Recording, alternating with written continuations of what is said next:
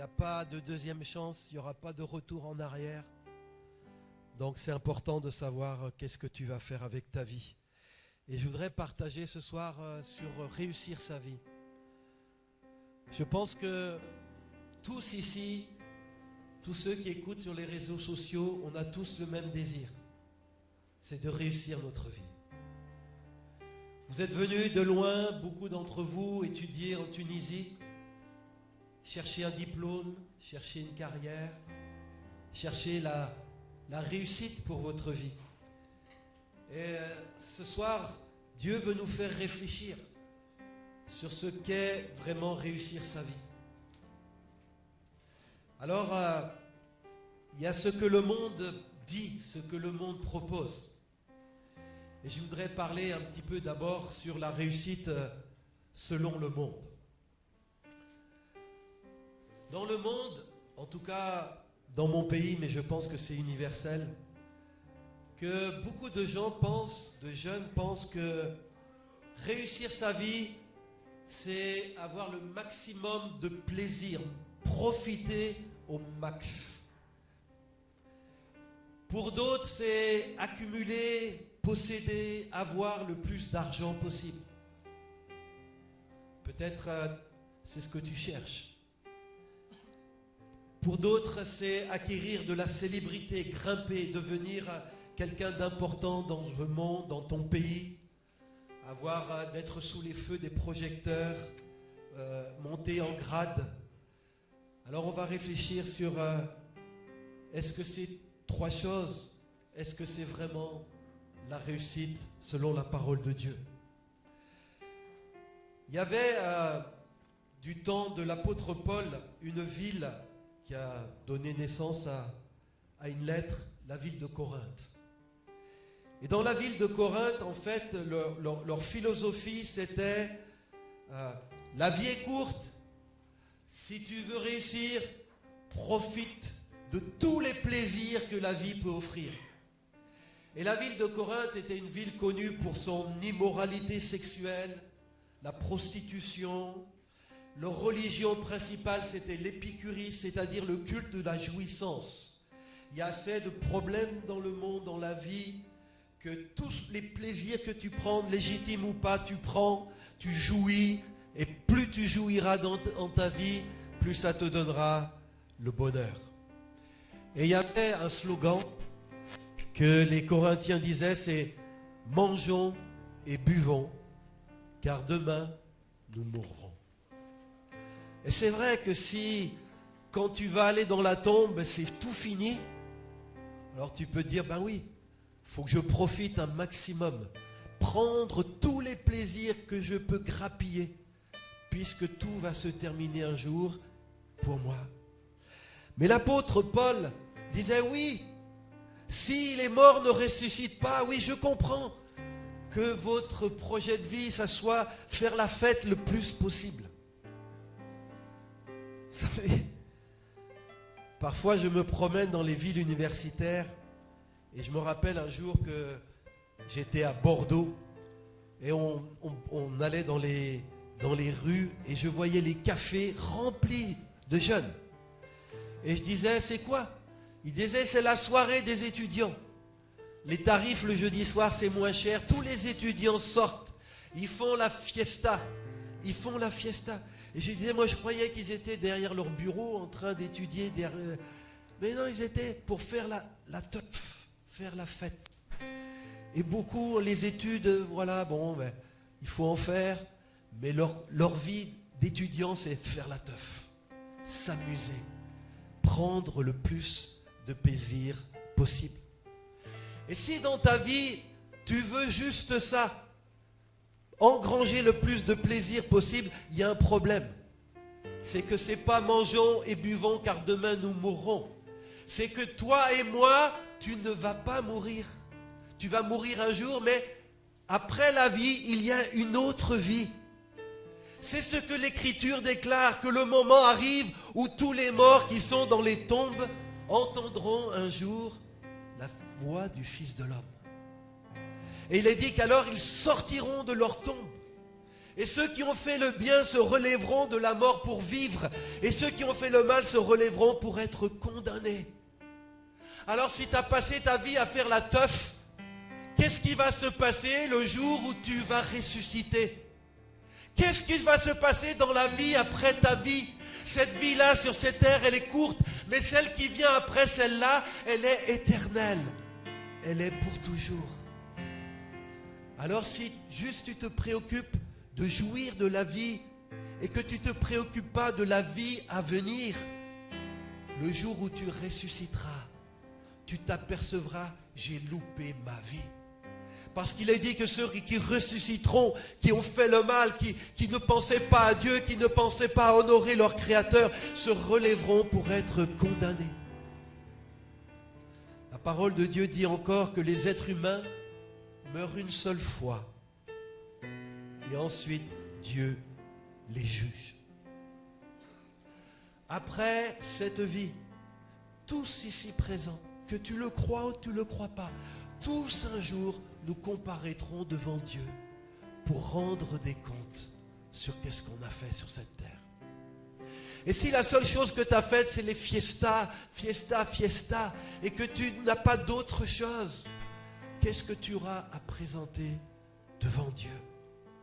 Alors ça ne veut pas dire que être chrétien, c'est pas savoir profiter de la vie. Au contraire, il y a un livre dans la Bible, l'Ecclésiaste, qui dit, toi qui es jeune, profite de ta jeunesse. Sois heureux. Dieu veut qu'on soit heureux.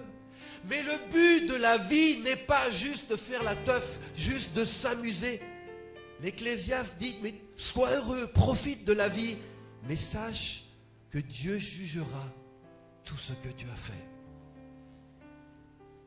Et quand tu présenteras devant Dieu, et les plaisirs qui étaient des plaisirs où tu cherchais la jouissance, mais qui te salissaient spirituellement, tu devras en rendre compte devant Dieu.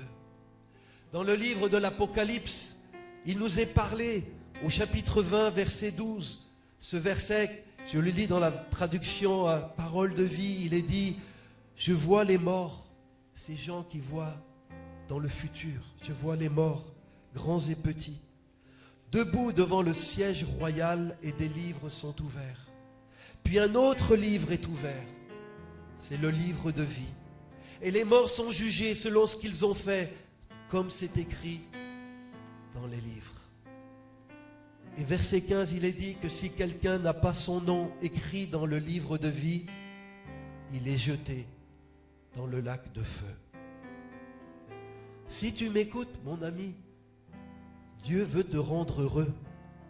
Mais si faire la teuf, c'est pour toi seul ça, la réussite, à quoi sert faire la teuf toute ta vie pour finir dans le lac de feu, où tu feras plus la teuf, mais où tu vas pleurer et regretter? Alors réussir sa vie, c'est aussi préparer celle à venir. C'est accueillir, avoir le désir que ton nom soit inscrit dans le livre de vie. Que ta destinée, ta carrière à venir, quand toutes les choses de cette terre passeront, c'est d'être avec Dieu pour toujours, dans son paradis, dans un bonheur éternel. Il y a un célèbre psychiatre en France qui disait ceci, une vie de plaisir n'est pas une vie heureuse. Il manque le sens. Beaucoup de jeunes qui vont dans les boîtes de nuit, qui vont de bras en bras, de lit en lit, de drogue en drogue, d'alcool en alcool, s'ils étaient heureux, ils n'auraient plus besoin de tous ces artifices. Tous ces plaisirs, c'est une manière souvent de cacher une détresse.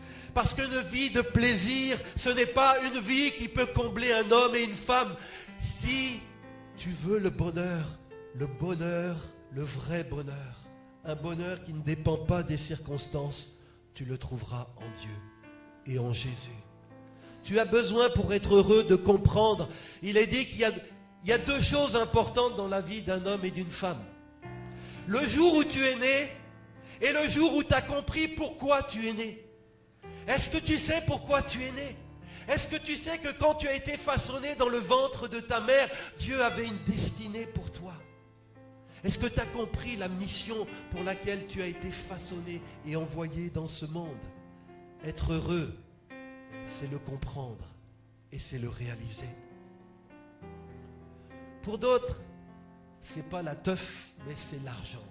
Vous savez, le plus grand Dieu, la plus grande religion dans ce monde, c'est l'amour de l'argent. C'est partout. En Europe, en Afrique, au Moyen-Orient, en Afrique du Nord. Et pour des gens, beaucoup de gens, peut-être c'est pour toi, tu ne vas pas l'avouer parce que... Mais dans ton cœur, c'est ça. La vérité de ton cœur, parce que la parole expose notre cœur. Ce que tu cherches vraiment, c'est d'avoir le plus d'argent possible dans ta vie. De pouvoir te payer une belle baraque, des beaux costumes, des belles paires de chaussures, avoir des belles bagnoles, des BMW, des Mercedes. De pouvoir ça. Si tu pouvais atteindre ça, tu penses, j'aurais réussi ma vie. Bien-aimés, Jésus nous raconte une histoire pour nous faire réfléchir. Que si l'argent est le seul but de ta vie, tu te trompes de chemin.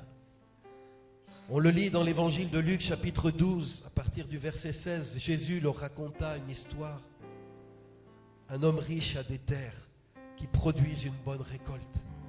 Et il se demande, mais qu'est-ce que je vais faire? Je n'ai pas assez de place pour mettre ma récolte. Verset 18, alors il se dit, voilà ce que je vais faire. Je vais démolir mes greniers, en construire de plus grands. J'y mettrai toute ma récolte et mes richesses. Et ensuite je dirai à moi-même, mon ami, tu as beaucoup de richesses. Tu as obtenu ce que tu cherchais pour de nombreuses années. Repose-toi, mange, bois, amuse-toi, profite. Verset 20. Mais Dieu lui dit, tu es fou. Cette nuit, je vais reprendre ta vie et tout ce que tu as mis dans les greniers, qui va l'avoir? Vivre toute une vie pour accumuler des richesses. Un jour comme ça, un moment où tu t'entendras pas, tout partira, tu perdras tout cela. Et Jésus ajoute, voilà ce qui arrive à celui qui cherche des richesses pour lui-même, mais qui n'est pas riche pour Dieu. Si tu veux réussir ta vie, ce n'est pas accumuler le plus de biens. Il est dit que l'amour de l'argent cause beaucoup d'ennuis, cause beaucoup de soucis. Et il est dit que certains ont eu une telle envie de posséder de l'argent qu'ils se sont égarés loin de la foi. Tu veux réussir ta vie, mais quand l'argent, l'amour de l'argent, quand tu vas commencer à avoir du succès, quand tu vas avoir les billets qui arrivent, quand tes comptes en banque vont se remplir, et tu veux en avoir plus, tu es en compétition avec les gens de ce monde, il est dit, à cause de l'argent, tu peux t'égarer loin de la foi et t'infliger bien des tourments. Jésus a dit que c'est là où est ton trésor que sera ton cœur. Mon frère, ma sœur, si ton cœur est dans l'argent, si ton trésor c'est l'argent, c'est là aussi que va être ton cœur. Tu vas peut-être venir à l'église, peut-être mais tu as un autre Dieu dans ta vie. Maman, le Dieu argent. Et Jésus a dit, on ne peut pas servir deux maîtres. Tu ne peux pas en tant que chrétien, même dans la brillante carrière là où tu vas aller, tu ne peux pas. Si tu veux être disciple de Jésus, tu ne peux pas servir à la fois maman et Jésus. Tu ne peux pas avoir deux maîtres. Et si l'argent est ton maître, tu serviras ton maître. Et je vais vous dire, bien-aimés, je crois que Dieu veut bénir financièrement. Je crois que Dieu veut faire prospérer. Je crois dans la bénédiction divine, dans la bénédiction aussi matérielle. Mais je voudrais que vous écoutiez bien ceci. Pourquoi Dieu veut-il t'enrichir? Pourquoi peut-être Dieu veut-il te faire prospérer dans le métier que tu feras? Pourquoi Dieu permettra-t-il que beaucoup de ressources viennent dans ton compte en banque? Pour quel usage? Et Paul écrit que Dieu a le pouvoir de vous combler de toutes sortes de biens. Oui, je le crois. Dieu a le pouvoir de te combler de toutes sortes de biens. Afin, dit Paul, que vous ayez toujours le nécessaire. Dieu veut pourvoir à tes besoins, à ceux de ta famille. Mais il est dit, il veut aussi pourvoir en plus. Dieu est prêt à te donner plus que tu n'auras besoin. Dans quel but? Il est dit, 2 Corinthiens 9, 8, afin de contribuer à toutes les œuvres bonnes. Il est dit que celui qui fournit la semence au semeur et le pain qui le nourrit vous fournira toute la semence dont vous avez besoin et il la fera croître pour que votre générosité porte beaucoup de fruits. Dieu, il rajoute encore au verset 11, vous rendra suffisamment riche pour que vous puissiez sans cesse vous montrer généreux. Je souhaite que tu sois riche. Je souhaite que tu sois quelqu'un à qui Dieu confie beaucoup de biens. Mais réussir ta vie, ça ne sera pas les utiliser égoïstement pour toi. Si Dieu te bénit financièrement, le premier but, c'est pourvoir à tes besoins, mais aussi te mettre en position d'être généreux et riche en œuvres bonnes. Il y a des gens ici, vous avez fait des bacs de comptabilité, il y a des gens ici, vous êtes dans la finance. Et dans la finance, on apprend que c'est la loi des mathématiques. Quand on donne, on s'appauvrit. Ce que tu donnes, tu le perds. Ça, c'est la loi de la terre. Mais selon le royaume de Dieu, c'est quand on donne, on s'enrichit. Dans Proverbe 11, versets 24 et 25, il est dit que tel qui fait des largesses devient plus riche. Et celui qui épargne à l'excès ne fait que s'appauvrir.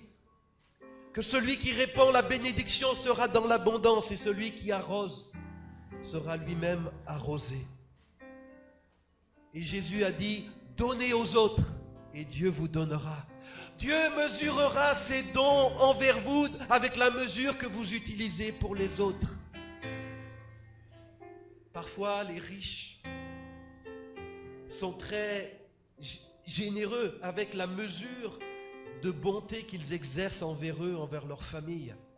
Mais la cuillère avec laquelle ils nourrissent les autres, elle est si petite. Et le Seigneur, il dit que pour te bénir, il va utiliser la cuillère que toi tu utilises pour bénir les autres. Si ta cuillère est toute petite, le Seigneur te rémunérera petitement.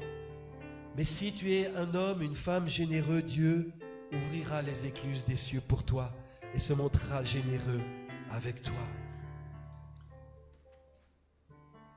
Vous savez, si vous avez de l'argent et vous voulez le faire prospérer, vous voulez être un sage investisseur, moi je vous conseille une banque. Je vous conseille de le placer sur une banque qui est la banque du ciel. Dans Matthieu 6, 19, il est dit, ne vous amassez pas des richesses dans ce monde où les vers et la rouille détruisent et où les cambrioleurs forcent les serrures pour voler. Il est dit, amassez-vous plutôt des richesses dans le ciel où il n'y a ni ver ni rouille pour détruire, ni cambrioleurs pour forcer les serrures et voler. Et Jésus nous dit, moi je vous dis, faites-vous des amis avec les richesses trompeuses de ce monde, afin qu'au moment qu'elles n'existeront plus, on puisse vous recevoir dans les demeures éternelles. Et Paul dit à Timothée, nous n'avons rien à porter dans ce monde, et tu ne pourras rien emporter. Mon frère, ma sœur, réussir sa vie, puisqu'il y a une vie après la vie, tous les dollars, tous les bijoux, tous les biens, tu ne pourras pas les emmener avec toi. Tu ne les emmèneras pas avec toi. Tu ne pourras rien emporter au ciel avec toi. Et si ton compte en banque dans le ciel est pauvre, tu vas te dire, j'ai loupé ma vie. J'ai emmagasiné des biens dans ma vie terrestre. Je cherchais à être riche. Je n'ai pas misé, je n'ai pas investi dans la banque du ciel. Et je me retrouve dans une vie qui dure pour toujours. Et je me retrouve avec un compte en banque qu'il n'y a pas de bénéfice. Frères et sœurs, concernant l'argent, je voudrais vous dire ceci, que Dieu puisse nous donner de le comprendre. Il y a dans la Bible ce qu'on appelle le ministère des offrandes. Il faut comprendre que ce ministère, Dieu te permet de l'exercer une seule fois dans ta vie. Une fois que tu seras parti, ce ministère est fermé, tu ne pourras plus l'exercer. Et qu'est-ce que c'est que le ministère des offrandes? Eh bien, c'est par exemple, tu peux n'avoir aucune connaissance en médecine. Et par tes offrandes, tu peux soigner et sauver des dizaines de vies. Tu peux ne pas être un évangéliste, mais grâce à tes offrandes, une église va être implantée au Népal. Tu peux ne pas être dans une organisation humanitaire, mais grâce à tes offrandes, des gens vont être nourris. Tu peux ne pas être dans l'enseignement, mais grâce à tes offrandes, un enfant pourra aller à l'école.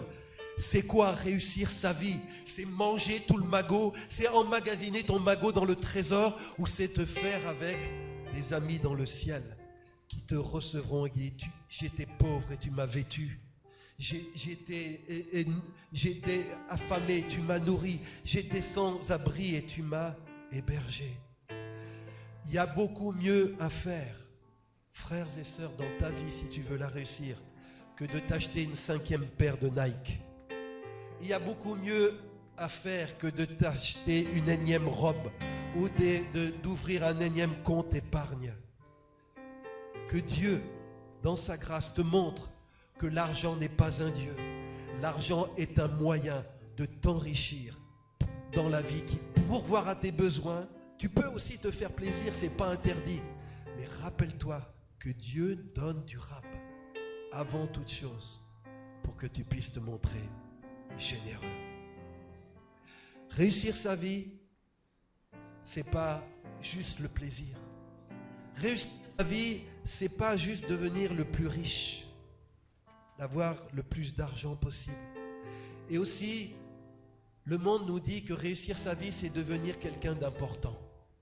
Je ne sais pas, peut-être au fond de ton cœur, tu rêves, tu as une enfance difficile, je ne sais pas comment. Peut-être tu rêves d'avoir un doctorat. Et puis tu penses que le doctorat va faire quelqu'un de toi important. Oui, dans la société, oui. Peut-être tu rêves d'entrer dans ton pays, d'entrer dans le gouvernement, d'entrer dans la magistrature, d'entrer dans l'industrie pétrolière. Je ne sais pas quel est ton rêve, mais devenir le plus haut possible, grimper toujours plus.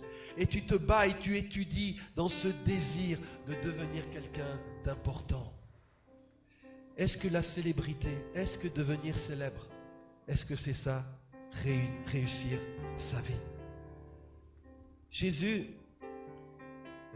il a eu un moment, une confrontation, on le lit dans l'évangile de Luc chapitre 4, avec le prince de ce monde, avec Satan. Et un jour, tu seras confronté à cette même tentation. Et il est dit que, verset 5, l'esprit du mal emmène Jésus plus haut et lui montre tous les royaumes de la terre et lui dit, je vais te donner tout le pouvoir et toute la richesse de ces royaumes. Je suis maître de tout cela. Je le donne à qui je veux. Donc, mets-toi à genoux devant moi pour m'adorer et tout cela sera à toi. Si tu veux devenir grand, si ton rêve est d'être une célébrité, un jour Satan s'approchera de toi et dit, je peux t'aider à le devenir. Juste un tout petit prix à payer. Mets-toi à genoux devant moi pour m'adorer. Frères et sœurs, beaucoup de sportifs, de chanteurs, d'acteurs, d'hommes et des femmes d'affaires, de politiciens et même des pasteurs ont fait des alliances avec les esprits du mal pour graver les échelons de la renommée et de la réussite. Et tu devras décider si ta réussite, tu la feras au prix d'une génuflexion ou tu diras, je refuse de fléchir le genou devant Satan. Je préfère être pauvre, mais d'être intègre et honnête, que de devenir riche par la magouille et par la tromperie et par l'alliance avec le monde occulte. Frères et sœurs, le monde nous dit que réussir sa vie, c'est monter, c'est gravir les marches. Et peut-être tu rêves de cela. Et je voudrais te dire que Jésus veut te dire, et il en est l'exemple, que c'est pas ça la réussite. Tu ne seras jamais assez haut pour être pleinement heureux. Il y aura toujours quelqu'un au-dessus de toi. Jésus dit que réussir sa vie, c'est pas monter, c'est descendre. Descending into greatness. C'est un livre qu'un pasteur qui a beaucoup de succès aux États-Unis a écrit pour dire aux gens, ne vous méprenez pas. La grandeur, c'est ne pas de se faire mousser, de monter. La grandeur pour un être humain, pour un homme et une femme, c'est de savoir descendre. Vous savez, parmi les disciples de Jésus, il y avait aussi ce désir, qui sera le plus célèbre? Qui sera le chef? Qui va commander aux autres? Et en aparté, ils se disputaient pour savoir qui est le plus grand. Et Jésus leur dit ceci. Et Jésus me dit ceci, te dit ceci. Si l'un de vous veut être important, dit Jésus, il doit être votre serviteur. Si l'un de vous veut être le premier, il doit être votre esclave. Si tu veux être grand, c'est réussir sa vie, mais la vraie grandeur, Dieu te dit, descends, fais-toi serviteur de ce monde qui a besoin, qui souffre. Fais-toi serviteur de l'église qui a besoin d'ouvriers, qui a besoin de finances. Descends. La vraie grandeur, c'est de savoir être comme Jésus. Jésus, du dernier repas, frères et sœurs, on est dans un cadre de disciples qui ont passé 3 ans à l'école biblique avec Jésus, le plus grand des professeurs. Ils sont à table. C'est un pays où il fait chaud. C'est un pays où il y a la poussière, il y a la sueur. Et quand ils sont en table, comme on l'a vu ici dans un musée, en fait, comme faisaient les Romains, ils mangeaient couchés, à demi couchés. Et donc, quand tu mangeais, tu avais les pieds du voisin sous le nez, près de toi. Et ses pieds sentaient mauvais, la transpiration. Et donc, avant de prendre un repas, il y avait un esclave. C'était la tâche d'un esclave. Celui qui était considéré comme au bas de l'échelle, le plus bas. Celui qui avait le moins de dignité. Celui qui avait le moins de considération. C'est lui qui faisait le sale boulot. C'est lui qui lavait les pieds des disciples. Et les voilà qui se réunissent pour le repas avec leurs pieds sales. Et ils se demandent, qui va faire le boulot? On n'a pas d'esclave. Qui va faire ce sale boulot? Et les gens réfléchissent et aucun ne prend le tablier. Et c'est Jésus. C'est Jésus, ce Seigneur que nous avons adoré ce soir. C'est Jésus, ce nom qui est au-dessus de tout nom. Celui qui est le plus haut placé. C'est lui qui va se lever, qui a enlevé ses vêtements, mettre le tablier. Et il va se mettre à laver les pieds de ses disciples. Il a montré, comme il l'avait enseigné, que celui qui veut être le premier doit être votre esclave. Et quand Jésus a fait ça, je pense qu'ils devaient tous avoir honte. Mais ils ont compris un message et Jésus leur a dit, avez-vous compris ce que je viens de vous faire? Et le Seigneur se dit ce soir, est-ce que tu comprends ce que j'ai fait? Est-ce que tu comprends ce qu'est la vraie grandeur? Est-ce que tu comprends ce qu'est vraiment être grand aux yeux de Dieu? Il dit, je viens de vous donner un exemple pour qu'à votre tour, vous agissiez comme j'ai agi.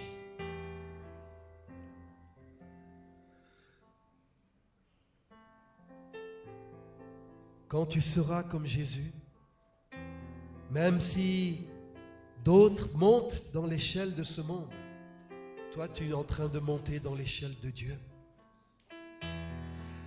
Vouloir être le plus beau, le plus riche, le plus diplômé, le plus haut placé, le plus admiré, le plus adulé, c'est la réussite selon le monde, mais pas la réussite selon Dieu. Et cette réussite du monde, peut-être tu pourras l'acquérir, vous êtes tous brillants. Mais cette réussite passera. Les projecteurs s'éteindront. Ta gloire ternira comme la fleur des champs qui passe, comme l'herbe qui se sèche. Mais il est dit que seul celui qui fait la volonté de Dieu sa gloire demeurera éternellement. Que veux-tu être? Riche dans ce monde, riche dans le ciel. Célèbre dans ce monde ou grand selon le critère de Dieu. Est-ce que tu désires juste prendre du plaisir ou est-ce que tu veux connaître la joie du ciel? Pour ceux qui ont mis Dieu dans leur vie, qui ont cherché à l'honorer et à le servir. Et frères et sœurs, je voudrais vous dire, voici ce qu'est la réussite selon Dieu. Mais cette réussite, elle a un coût. Un coût que peut-être tu n'es pas prêt à payer, mais je voudrais que tu écoutes bien ce message. Si vraiment ton cœur, c'est de réussir dans ta vie. Voilà ce que Jésus a dit. Matthieu 16, verset 24. Jésus dit à ses disciples, « Si quelqu'un veut venir avec moi, il ne doit plus penser à soi-même. » D'autres traductions disent, il doit renoncer à soi-même. Porter sa croix et me suivre. Car celui qui voudra sauver sa vie, celui qui voudra sauver sa vie sur cette terre et juste considérer ses intérêts la perdra. Mais celui qui la perdra à cause de moi, dit Jésus, la retrouvera. Réussir sa vie, selon Jésus, ça commence par un renoncement. Un renoncement. Renoncer dans la vie à juste servir ton ego. La plupart des êtres humains ne vivent que pour leur ego. Ils essayent de monter le prix de ton taxi juste pour son ego, pour avoir plus d'argent. Il essaye de passer devant toi même en magouillant parce qu'il veut être au-dessus de toi. Chacun se bat dans ce monde pour son ego. Les nations se battent pour leur ego. Elles n'ont pas peur de piller les autres pour pouvoir, elles, satisfaire leurs besoins, leurs convoitises, leur cupidité.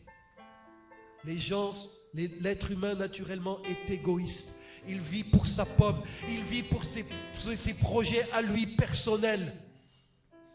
Et Jésus dit, si tu veux être grand, si tu veux être mon disciple, tu dois commencer par renoncer à te servir toi-même. Renoncer à juste être là pour satisfaire tes caprices, satisfaire les désirs de ton ego. Il est dit que si tu veux suivre le Christ, tu dois être prêt dans un sens à perdre ta vie pour suivre le Seigneur quoi qu'il en coûte. Bien-aimé, il est écrit dans 2 Corinthiens 5,15, Christ est mort pour tous, afin que ceux qui vivent ne vivent plus pour eux-mêmes, mais pour celui qui est mort et ressuscité pour lui. Mon frère, ma sœur, Christ est venu te chercher, pas pour juste t'aider comme la lampe d'Aladin. Tu frottes la lampe et « Oh, bon génie, donne-moi du succès ». Tu utilises Dieu pour ta carrière, tu utilises Dieu pour satisfaire des besoins. Tu as compris que Dieu vaut mieux que les marabouts. Il y a plus de puissance dans le royaume de Dieu que dans le royaume de Satan. Et tu viens à l'église parce que tu veux utiliser Dieu pour ta réussite personnelle. Mais le Seigneur dit, j'ai autre projet pour toi. Moi, je t'appelle, viens, deviens mon disciple. Et pour devenir mon disciple, tu dois d'abord commencer par dire, Seigneur, je renonce à vivre que pour moi, égoïstement dans ce monde. Cette vie sur cette terre, je vais la vivre d'abord pour toi qui m'as donné le souffle de vie, qui m'a façonné dans le sein de ma mère. Je vais vivre pour toi qui es mon créateur. Si tu ne me donnais pas la vie, je ne serais plus là. Je veux vivre pour toi, Seigneur. Mais, comme j'ai entendu un chant, mes plans, je renonce à mes plans pour tes plans. Je renonce à mes souhaits pour tes souhaits. Je renonce à ma volonté personnelle pour ta volonté. Alors je sais, quand on va dire cela à quelqu'un, tu vas dire ne fais pas ça, tu es fou. Si tu renonces à toi-même, si tu renonces à devenir quelqu'un, si tu renonces à être le plus riche, si tu renonces à te servir, on va t'écraser. Tu vas manquer, tu vas être un minable, il faut se battre dans cette vie. C'est la jungle. Et je voudrais juste vous dire un mot de témoignage personnel. Je suis le 11e d'une famille de 13 enfants. Et dans ma famille, aucun de mes frères et sœurs n'a vraiment fait des études. Et peut-être pour toi aussi, tu es la fierté de ta famille. Parce que tu es le seul qui fait des études universitaires, tu as obtenu des diplômes. Ta famille est fière de toi, ta famille mise sur toi. Tu es la célébrité de tien, tu es l'exemple modèle. Tu es la fierté de la famille au pays où tes parents habitent, ta famille habite. Et moi, j'étais un étudiant. J'avais perdu ma mère quand j'avais 16 ans.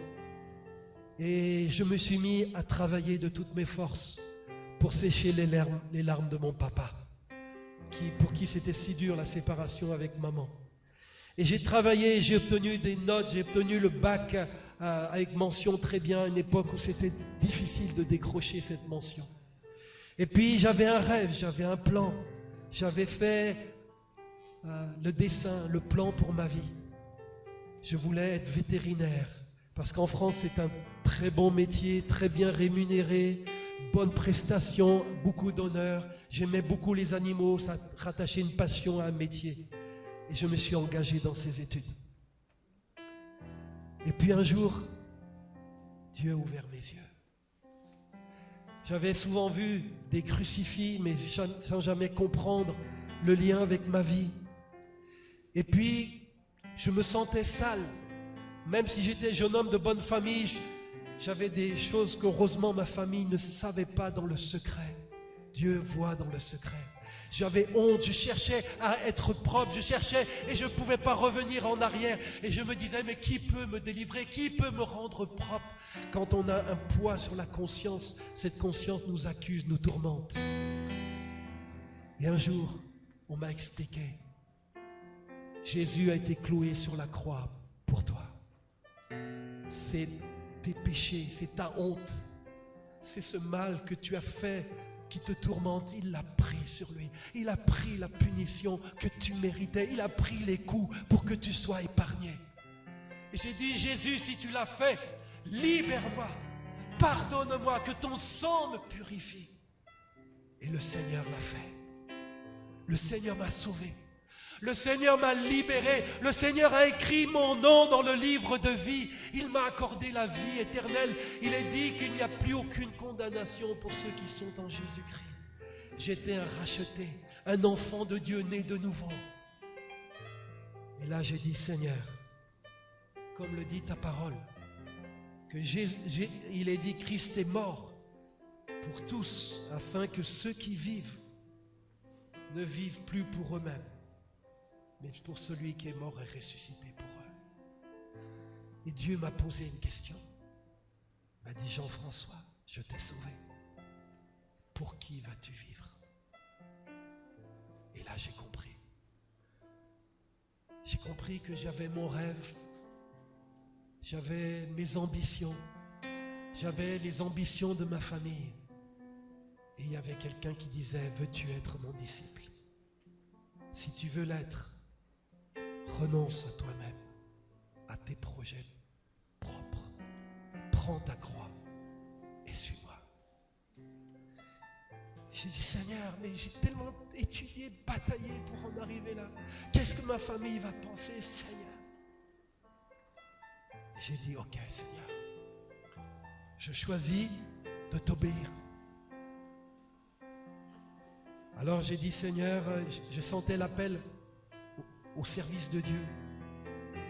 Donc j'ai dit, Seigneur, au lieu de m'occuper des animaux, je vais m'occuper de tes brebis. C'était notre vocation. Mais il fallait l'annoncer à ma famille. Et quand j'ai annoncé à ma famille, ils m'ont dit, tu es fou. Tu ne vas pas faire ça. Tu peux être chrétien en étant vétérinaire, bien sûr que oui. Mais ce n'était pas le chemin de Dieu pour moi. Ce n'était pas le plan de Dieu pour moi. C'était mon plan à moi, celui que j'avais imaginé. Mais Dieu avait autre chose pour moi. J'ai dû affronter l'incompréhension. Et puis, je ne voulais pas paraître un lâche. Vous savez, celui qui quitte les études parce que c'est trop dur. Il n'arrive pas à suivre. Alors j'ai dit, Seigneur, laisse-moi retourner dans mon école. Et je vais dire aux gens pourquoi j'ai quitté. Et je me rappelle, il y avait un professeur, j'ai demandé la permission, j'ai un petit mot à dire aux gens de ma classe. À la fin, il m'a dit, je te donne 2 minutes, tu pourras parler. Et là, j'étais tout nouveau converti, je ne connaissais pas bien la Bible, mais j'avais lu un verset qui avait touché mon cœur. À quoi sert-il à un homme de gagner le monde entier s'il perd son âme? Et donc, tout tremblant, j'ai pris la parole et j'ai dit, mes collègues étudiants, je vais vous quitter. J'ai rencontré Jésus.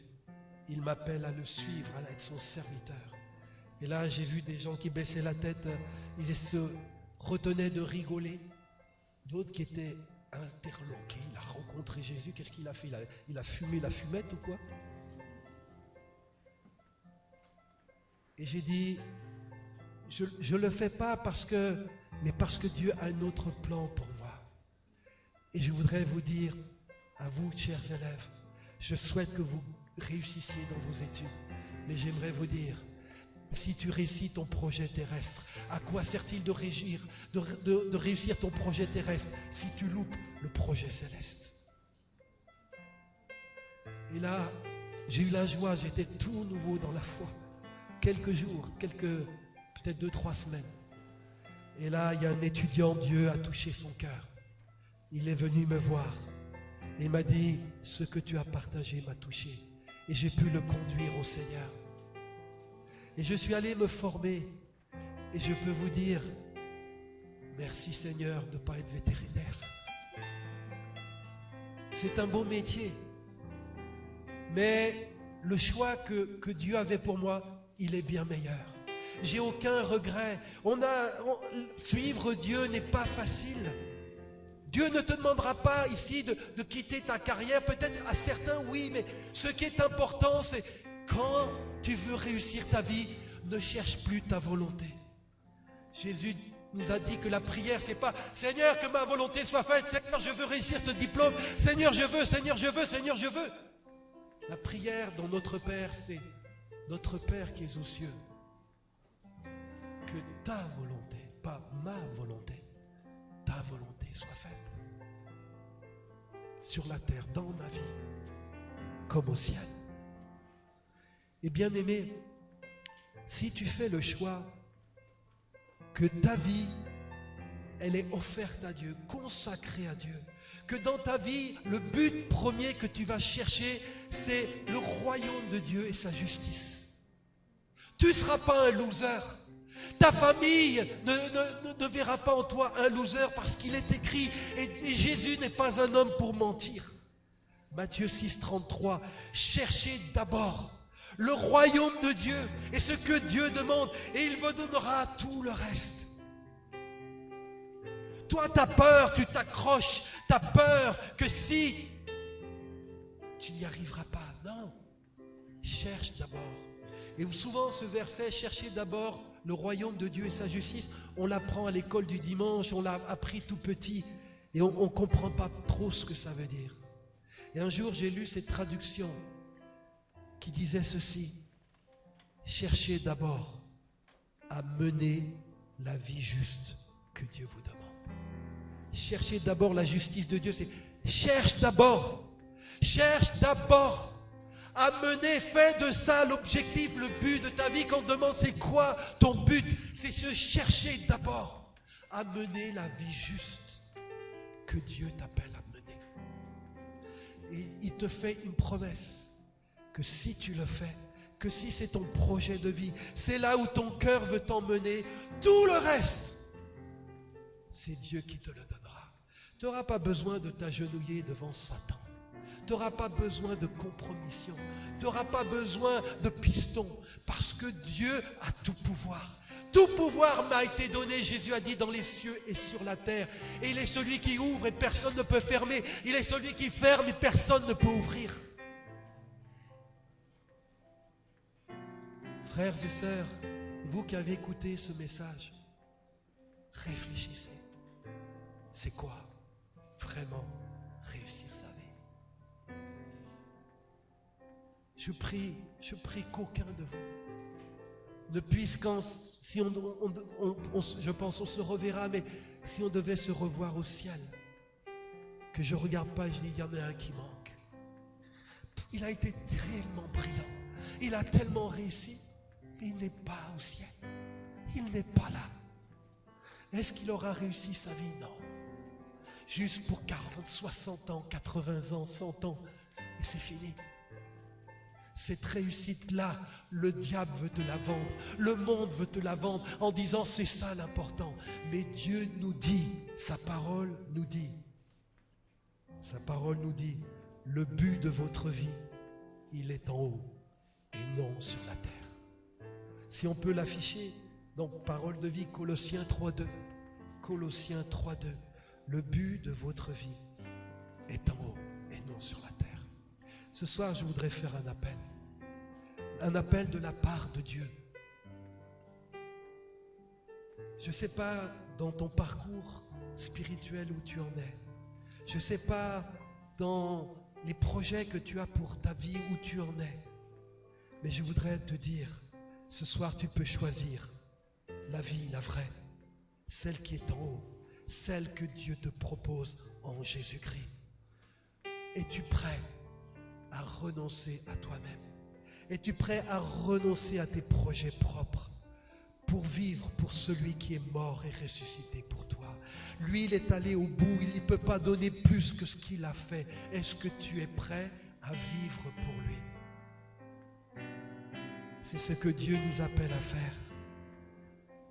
Peu importe ce que Dieu te demandera, dire Seigneur, j'accepte de perdre ma vie.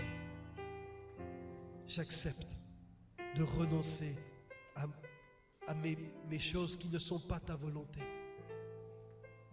Et je veux chercher d'abord à mener la vie juste que tu me demandes. Que ce soit le premier but de ma vie. Frères et sœurs, il y a tellement de corruption dans le monde. Madagascar, par exemple, un peuple où il y a plus de la moitié de chrétiens.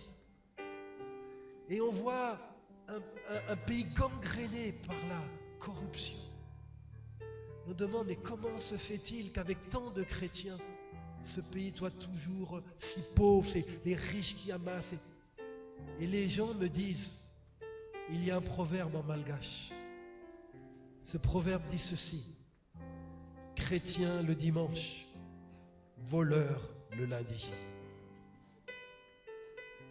C'est-à-dire chrétien qu'en surface, chrétien à l'église, qui loue, qui lève les mains, qui écoute. Lundi, c'est pour ma pomme, pour quitte à tricher, quitte à accepter la corruption. Est-ce que c'est ça, chercher d'abord la vie juste que Dieu nous demande? Le Seigneur dit que tu ne dois pas être chrétien juste quand tu es assis à l'église. C'est chrétien quand tu es tenté par l'immoralité et que le Satan te dit, mais fais-toi plaisir. Et que tu te rappelles que le plaisir, ce n'est pas ce qui rend heureux. Ce qui rend heureux, c'est de faire la joie de Dieu. Et d'avoir le courage de dire non. Le courage de dire non quand ton patron va te demander de tricher, de mentir. Et que tu dis, patron, je vous respecte et je vous honore. Mais je ne peux pas faire ça. J'ai fait un vœu à Dieu. De chercher d'abord à mener la vie juste qu'il demande. Et Dieu nous a dit, tu ne voleras pas. Tu ne mentiras pas. Je choisis d'obéir à Dieu plutôt qu'aux hommes. Ça peut te coûter cher, mais Dieu te bénira. Dieu te bénira. Dieu bénit l'intégrité. Dieu bénit l'intégrité, frères et sœurs. Est-ce que tu peux, juste un moment, peut-être te recueillir? Si ça t'aide, ferme tes yeux. Et laisse cette question, Jésus te poser cette question. Quel choix est-ce que tu veux faire pour ta vie? Quel plan est-ce que tu veux suivre pour ta vie? Quel désir tu veux satisfaire dans ta vie?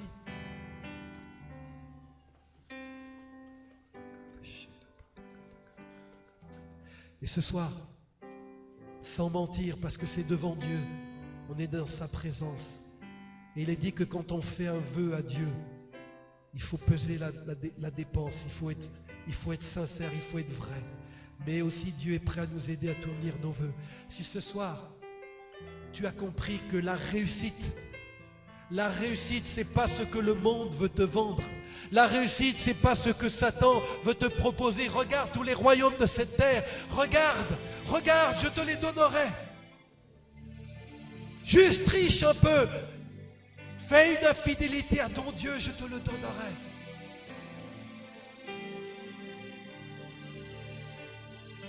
La réussite selon Dieu, c'est que tu seras non seulement mon sauveur, celui qui m'a lavé de mes péchés. Et grâce, louange soit rendue à Jésus, qui nous a lavés par son sang, qui nous a rachetés à un grand prix. Mais quel bonheur, quel privilège, plus que de nous lui donner notre louange, nos mains qui se lèvent, notre argent, c'est lui offrir notre vie, lui consacrer notre vie, vivre pour celui qui nous a tant aimés, l'aimer de tout notre cœur, de toute notre force, de toutes nos pensées.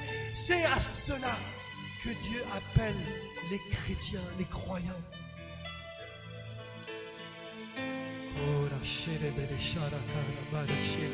Oh, roko rekele bere shere kanto roko rabalabara. Ye roko reshiri birijolo ko roko la saraka. Ce soir, dans ton cœur, parle. Réponds, Dieu t'a parlé, Dieu s'est adressé à toi ce soir par ta parole. Il y a peut-être une parole dans tout ce qui a été dit, qui était une parole qui t'a travaillé, qui t'a transpercé. C'est une parole de Dieu pour toi, une parole réma, une parole de sagesse, une parole de connaissance. Dieu t'a parlé ce soir. Qu'est-ce que tu vas lui répondre? Dans ton cœur, tu peux répondre à Dieu maintenant. Tu peux répondre, il lit dans les cœurs, il voit ton cœur. Oh, la charabara, oh, la carabara,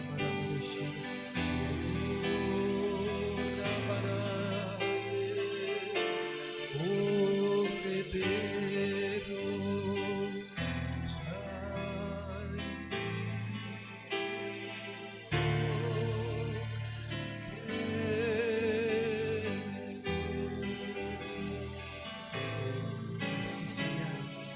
oh, merci Jésus pour ta parole. Nous sommes assis à tes pieds ce soir. Ta parole est tranchante. Ta parole transperce. Ta parole convainc. Ta parole encourage. Ta parole console. Ta parole guérit. Ta parole montre un chemin, Seigneur. Et maintenant, Seigneur, vois les cœurs qui vont te répondre. Vois les cœurs qui vont te répondre et viens sceller, Seigneur, par le sceau du ciel au nom de Jésus. Viens sceller, Seigneur, les vœux qui te seront faits avec un cœur sincère. Viens, Seigneur, agréer le sacrifice qui sera posé sur ton autel ce soir. Que le feu de Dieu, que le feu du Seigneur puisse descendre sur ton sacrifice et ton offrande. Que le Seigneur accepte ce que tu lui offres ce soir et que tu lui consacres. Pas juste pour un jour, pas juste pour 2 jours, pas juste pour 5 ans, pas juste pour ton temps en Tunisie. Un vœu que tu as fait, un choix que tu as fait, qui sera marqué dans le ciel pour l'éternité jusqu'à ton deuxième souffle, dernier souffle. J'ai choisi en mon cœur de suivre Jésus. J'ai choisi de faire le projet de mon vie, de faire d'abord la vie juste que Dieu demande. J'ai choisi de servir Jésus avant de me servir mon ego. C'est le désir de mon cœur, c'est mon choix, c'est mon vœu, c'est ma prière ce soir. Si c'est ta prière, si c'est ton vœu,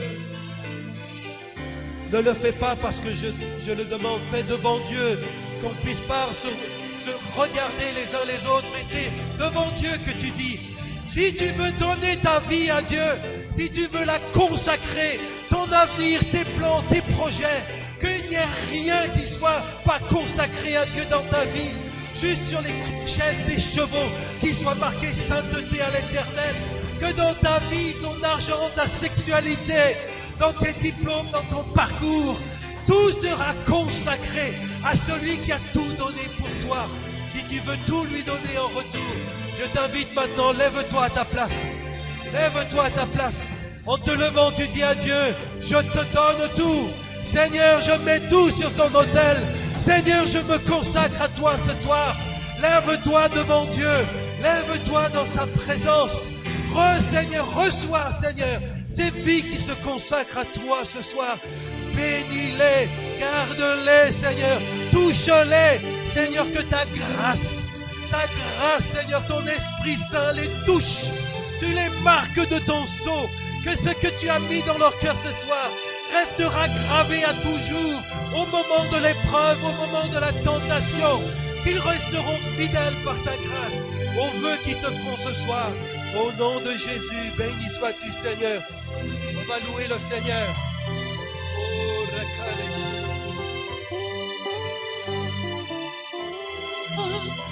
Tu ne changes jamais mon espoir, ma délivrance, Emmanuel. Tu es ma force, l'ombre de mon âme. Tu ne changes jamais mon espoir, ma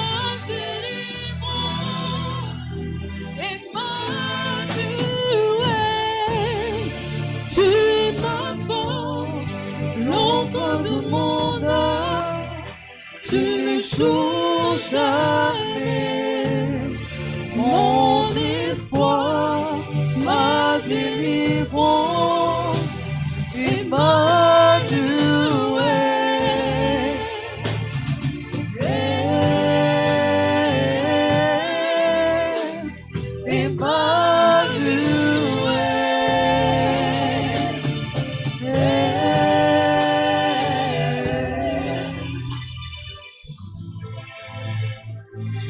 Dire ce soir, quand tu offres ta vie au Seigneur, tu la lui consacres. Le Seigneur peut te dire, c'est sa volonté que tu étudies, c'est sa volonté que tu puisses succéder, à avoir du succès dans tes études. C'est sa volonté que tu obtiennes un diplôme. C'est sa volonté que tu aies une grande position, que ce soit dans le monde professionnel, dans ton pays, même que parmi nous, peut-être seront appelés à être des ministres, à être des députés, pourquoi pas des présidents. Si c'est ce que Dieu veut, fais-le. Et tu le feras d'une manière pas pour te servir toi, mais pour servir celui qui t'a appelé à cela. Dieu veut pas te rapetisser. Dieu veut t'utiliser là où il a prévu pour toi. Fais ce que Dieu te demande, mais fais-le pas d'une manière égoïste. Fais-le pour servir ton Dieu, pour influencer là où Dieu te placera. Oh, béni soit ton nom, Seigneur. Béni soit ton nom, Jésus. Oh, béni soit ton nom, Seigneur. Oh, Jésus.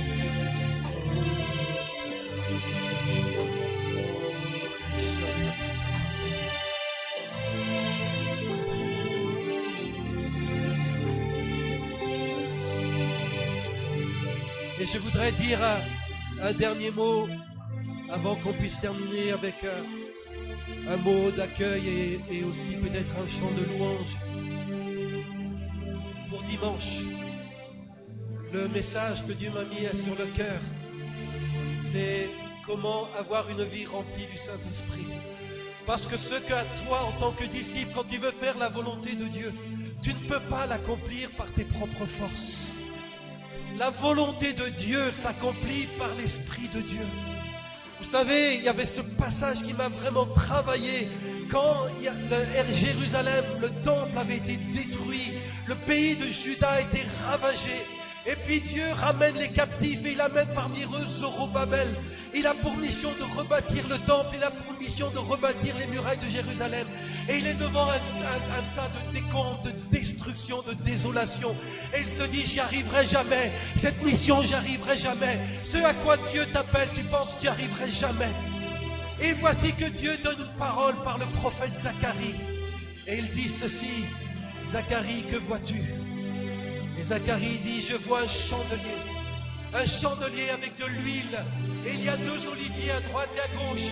Et ces oliviers répandent de l'huile qui vient dans le chandelier et permettent le chandelier de briller. Et Dieu lui dit, tu vois juste, sais-tu quel est le sens de la vision? Et il dit, non, je ne sais pas. Et il dit, Zorobabel, voici le message que Dieu t'adresse. Ce n'est ni par ta bravoure, ni par ta force, ni par ta sagesse, que tu pourras reconstruire ce temple et reconstruire Jérusalem. Mais c'est par mon esprit, te dit le Seigneur. Alors tu peux accomplir la destinée que Dieu a pour toi. Je puis l'accomplir par l'Esprit de Dieu qui nous l'a donné. Et pour cela, il faut se soumettre. Laisser cet Esprit de Dieu nous remplir, nous envahir. Parce que c'est par son assistance que nous pourrons accomplir la volonté de Dieu. Donc soyez là dimanche, tous ceux qui veulent écouter cet enseignement sur une vie remplie de l'Esprit de Dieu. Que Dieu vous bénisse. Amen.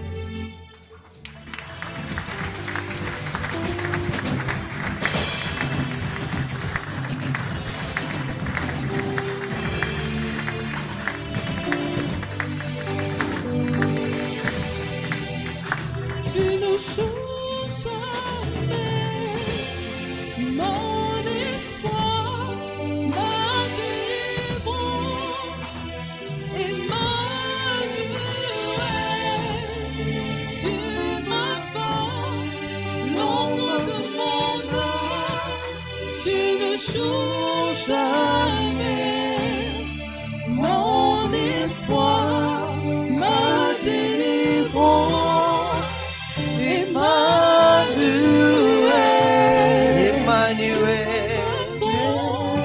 L'entrée de mon âme, tu ne joues jamais. Mon espoir, ma délivrance, Emmanuel. Réussir sa vie, c'est atteindre les objectifs de Dieu pour toi. Dieu t'a manifesté sur la terre, il t'a envoyé en mission. Quelqu'un dit avec moi, en mission. Dieu a fixé des objectifs et tu es comme une flèche qui doit atteindre ces objectifs. Il est bien d'avoir du succès dans la vie. Il est bien d'accomplir aussi ce que nous planifions de nous-mêmes. Il est bien d'accomplir le fruit de sa motivation. Mais c'est mieux, bien aimé, d'atteindre les objectifs pour lesquels Dieu nous a manifestés sur la terre. Seuls les concepteurs d'un climat